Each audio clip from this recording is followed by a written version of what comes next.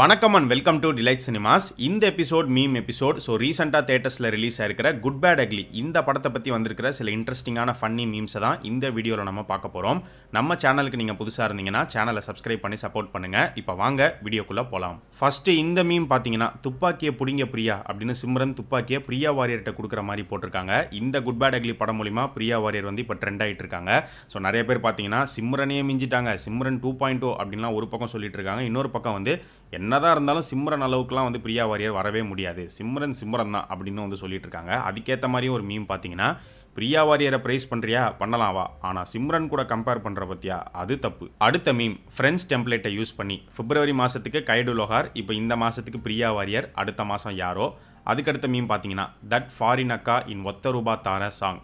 எல்லாரும் good bad ugly படத்தில் பிரியா வாரியரை பார்த்து அவங்கள ட்ரெண்ட் பண்ணிட்டு இருக்கும் போது இந்த ஒருத்த மட்டும் அந்த ஒத்த ரூபா சாங்கில் அந்த ஃபாரின் அக்காவை பார்த்துருக்கான். அடுத்து இந்த மீம் பார்த்தீங்கன்னா படத்தில் வாட்ஸ்அப் குரூப்பை வச்சு மாசான ஒரு சீன் ஒன்று இருக்கும். அதே ஸ்டைலில் இப்போ இங்கே பார்த்தீங்கன்னா படத்தோடைய ரிவ்யூவே சொல்லிட்டு போயிட்டாங்க.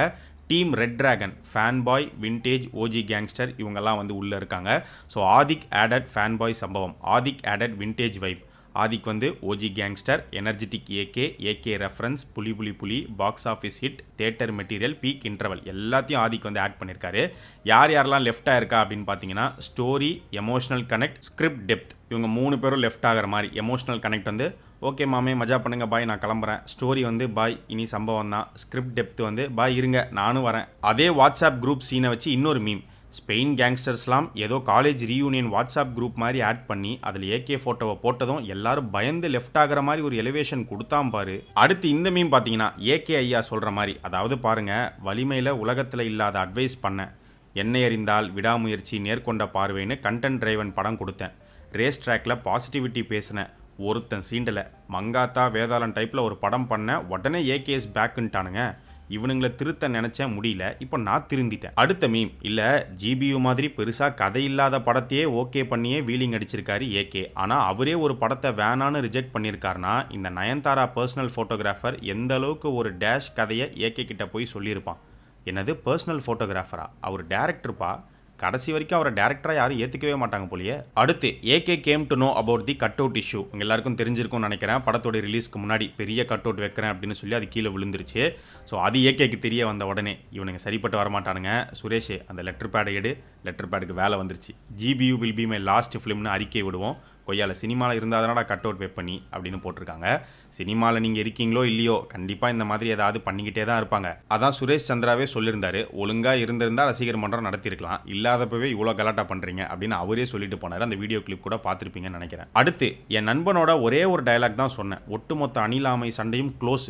ஒரு பக்கம் இது உண்மைதான், ஆனால் இன்னொரு பக்கம் பார்த்தீங்கன்னா அங்கங்கே சண்டை அப்படிங்கிறதெல்லாம் நடந்துக்கிட்டு தான் இருக்குது. ஒரு பக்கம் வந்து பயங்கர பரஸ்பரமாக நாகராஜன் எப்படி இருக்கீங்க அப்படிங்கிற மாதிரிலாம் கொஞ்சம் கொலாவிக்கிட்டு இருக்காங்க, அதுக்கு பின்னாடி ஒரு காரணமும் இருக்குது. இன்னொரு பக்கம் பார்த்தீங்கன்னா வழக்கம் போல தான் ஹேட்டு ட்ராலு இதெல்லாம் வந்து கண்டினியூ ஆகிட்டே தான் இருக்கும். அது இவங்க 2 பேருடைய படம் எப்போ வந்தாலும் சரி வரலனாலும் சரி. அடுத்த மீம், தலை இஸ் பேக் தான், ஆனால் கிரிக்கெட்டில் இல்லை சினிமாவில் நம்ம ஏகே தலையை வந்து பார்த்தீங்கன்னா ஃபேன்ஸ் எல்லாரும் பயங்கரமாக ரசித்து கொண்டாடிக்கிட்டு இருக்காங்க. ஆனால் இன்னொரு பக்கம் நம்ம கிரிக்கெட் தலையான தலை தோனி அவருடைய ஃபேன்ஸே பார்த்தீங்கன்னா அவர் மேலே பயங்கர அப்செட்டாக இருக்காங்க, அவரை திட்டிக்கிட்டு இருக்காங்க. அதுக்கேற்ற மாதிரி சிஎஸ்கேவும் பேக் டு பேக் தோத்துக்கிட்டே வந்துக்கிட்டு இருக்கு. இந்த வருஷம் அவ்வளோதான் போல், என்ன நடக்க போகுதுங்கிறத பார்ப்போம். அடுத்து இந்த மீம் பார்த்தீங்கன்னா, என்னையா கழுத்தில் ரத்தம், அது நம்ம பையன் ஜான்விக்கை தூக்க ஸ்கெட்ச் போட்டாங்க, நான் தான் போய் ஜான்விக் உயிரை காப்பாற்றிட்டு இப்போ டான்லியை பார்க்க போயிட்டுருக்கேன். டான்லி ஜான்விக்கா என்னையா நடக்குதுங்க அப்படிங்கிற மாதிரி தான் இருக்குது. ஆக்சுவலாக இந்த ரெஃபரன்ஸ் சீனுக்கு பார்த்தீங்கன்னா 2 விதமாகவுமே ரெஸ்பான்ஸ் இருந்தது. ஒரு பக்கம் வந்து எங்க லாஜிக்கெல்லாம் விடுங்க, தேட்டரில் பார்க்கும்போது செம மாசா வைபாக இருக்குல்ல அது போதும் அப்படின்னு சொல்கிறவங்களும் இருக்காங்க. இன்னொரு பக்கமே என்ன தான் பில்டப்பு மாசா இருந்தாலும் அதுக்குன்னு ஜான்விக் டான்லி ரெஃபரன்சஸ்லாம் ரொம்ப ஓவராக தான் இருக்குது அப்படின்னு சொல்கிறவங்க இருக்காங்க. நீங்கள் உங்களுக்கு எப்படி இருந்துச்சுங்கிறத கமெண்ட் செக்ஷனில் சொல்லுங்கள். அடுத்து இந்த மீம், எந்த உலகத்திலடா இந்த கதை நடக்குது, ஆதிக் கேள்விலாம் கேட்கக்கூடாதுன்னு தான் ஆரம்பத்திலேயே welcome to the world of GBU மாமேன்னு போட்டிருக்கோம், புரியுதா? இது வந்து ஒரு தனி உலகம், குட் பேட் அக்லி உலகம். இந்த உலகத்துக்குள்ளே என்ன வேணாலும் நடக்கும், லாஜிக்லாம் எதிர்பார்க்கக்கூடாது, ஒன்லி மேஜிக் தான். ஆதிக், டான்லியை காப்பாற்றினது யார்? ஏகே தான். ஜான்விக்கை காப்பாற்றினது அதுவும் ஏகே தான். மணி ஹைஸ்ட்டுக்கு ஸ்கெட்ச் போட்டது அதுவும் ஏகே தாங்க. எல்லாமே ஏகே தானா, பின்ன ரெட் டிராகன்னா சும்மாவா அப்படிங்கிற மாதிரி இந்த மீம் போட்டிருக்காங்க. அடுத்த மீம் பார்த்தீங்கன்னா, நல்ல வேலை காஷ்மீரில் லியோவை தெரியும்னு ரெஃபரன்ஸ் வைக்கல, சொல்ல முடியாது, ஆரம்பத்தில் யோசனையில் இருந்திருக்கலாம், அதுக்கப்புறம் வேணான்னு கூட தவிர்த்துருக்கலாம் போல். அடுத்த மீம் பார்த்தீங்கன்னா, ஆதிக் டு தலை ஃபேன்ஸ், அடுத்த படத்தில் அவெஞ்சர்ஸை தலை தான் காப்பாற்றுறாரு. ஐயோ அவெஞ்சர்ஸையுமா? அடுத்து இந்த ஃபோட்டோ பார்த்தீங்கன்னா ஒரு படி மேலே போய் ஏகே அவெஞ்சர்ஸை காப்பாற்றுற மாதிரி ஏஐ மூலிமா இமேஜை கிரியேட் பண்ணியிருக்காங்க. ஏகே வந்துட்டாரு, இனி அவர் பார்த்துக்குவாரு, வா நம்ம போகலாம். டான்லி கேங்கில் மெயினாலே ஏகே தான். அப்படியா? அடுத்து ஜான்விக்கை 100 பேர் சுத்து போட்டப்ப காப்பாற்றினது ஏகே தான். அது வேறையா? அதுக்கடுத்து ப்ரொஃபஸருக்கு ஹைஸ்ட்டுக்கு பிளான் போட்டு ஐடியா கொடுத்ததே ஏகே தான். பர்றா அப்படிங்கிற மாதிரி தான் இந்த மீம் இருக்குது. கீழே பார்த்தீங்கன்னா பார்த்து மெதுவாக ஊதுங்க கோபால் அப்படின்னு போட்டிருக்காங்க. அடுத்த மீம், கொரியன் டான் ஏகேவை கொரியாவுக்கு இன்வைட் பண்ணார். டேய் அவன் யாருன்னே எனக்கு தெரியாது. அடுத்து இந்த மீம் அல்டிமேட்டான ஒரு மீம். இந்த இருக்கானே டாங்லி, அவனை காப்பாற்றினதே நான் தான், ஆனால் அது அவனுக்கே தெரியாது. அடுத்த மீம், நியாயப்படி பார்த்தா அர்ஜுன் தாஸ் கம்ப்ளைண்ட் பண்ண த்ரிஷாவை தான் கடத்தியிருக்கணும். ஏன் கடத்தல தெரியுமா?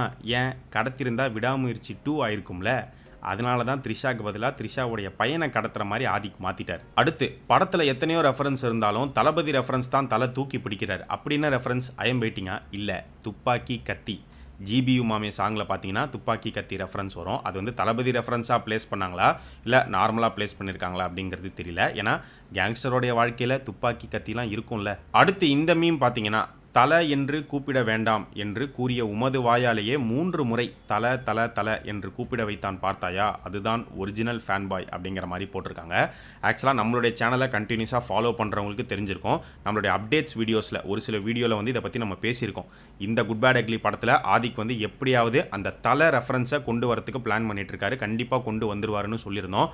அதே மாதிரி இப்போ கொண்டு வந்துட்டார். அடுத்த meme, GBU real fan boy சம்பவமாம். என்ன பெரிய சம்பவம், முதுகு குத்துற சீனே இல்லை, ரிஜெக்டட். அடுத்து இந்த மீமை கிரியேட் பண்ணது ஒரு வெறித்தனமான ஜான்விக் ஃபேன் போல. ஒரு ஊரே வந்தாலும் ஒரே ஒரு பென்சிலை வச்சு முடிச்சு தள்ளனவன்டா. எலவேஷனுக்காக அவரை ஒரு அசைன்மெண்ட்காக பார்க்க போனப்போ ஜான்விக்கை காப்பாற்றினதே ஏகே தான்னு சொன்னான் பாருங்க. லைஃப்பில் மறக்க மாட்டேன். அருமைடா ஆதிக், அருமை. அடுத்த மீம், ஆதிக் நெக்ஸ்ட் மூவியில் இட்டாச்சி உச்சிஹா கிளானை கில் பண்ணுறதுக்கு ஏகே கூப்பிட போய் ஏகேவும் இட்டாச்சியும் சேர்ந்து தான் உச்சிஹா கிளானை கில் பண்ணாங்கன்னு மட்டும் வந்துச்சு. தேட்டரே தீயா இருக்கும். என்னையா இப்படி இறங்கிட்டீங்க? அடுத்த மீம், ஜான்விக்கை ஏகே காப்பாற்றினது மட்டும்தான் உங்களுக்கு தெரியும். ஆனால் ராக்கி பாய் 1978 81 வரைக்கும் அமெரிக்காவில் இல்லீகல் ஆக்டிவிட்டீஸில் இன்வால்வ் ஆகி போலீஸில் மாட்டி என்கவுண்டரில் சாக போனப்போ அவரை காப்பாற்றினதும் ஏகே சாப் தான். கேஜிஎஃப் யூனிவர்ஸில் ஏகே ஜாயின் பண்ணுறது confirm. Just wait and watch. KGF யூனிவர்ஸ்க்குள்ளே ஏகே வரப்போகிறாருங்கிற மாதிரி ஒரு நியூஸ் போயிட்டுருக்கு. பட் இதை பற்றி நேற்று போட்டிருந்த அப்டேட் வீடியோவில் நம்ம தெளிவாக சொல்லியிருந்தோம். பார்க்காதவங்க போய் பாருங்கள். அடுத்து இந்த மீம் பார்த்தீங்கன்னா, தலை getting out of the car with stylish walk. என்ன ஜிவி ப்ரோ, சம்மந்தமே இல்லாமல் குத்து பீட் பேக்ரவுண்ட் மியூசிக் போட்டிருக்கீங்க. படத்தில் இருக்கிற இவ்வளோ விஷயத்தில் இது மட்டும்தான் உனக்கு தப்பாக தெரியுதுல்ல. ஸோ இந்த மீம் எபிசோடில் உங்களுடைய ஃபேவரட் மீம் எது அப்படிங்கிறத கமெண்ட் செக்ஷனில் சொல்லுங்கள். அடுத்து இன்னொரு மீம் எபிசோடில் நம்ம பார்க்கலாம்.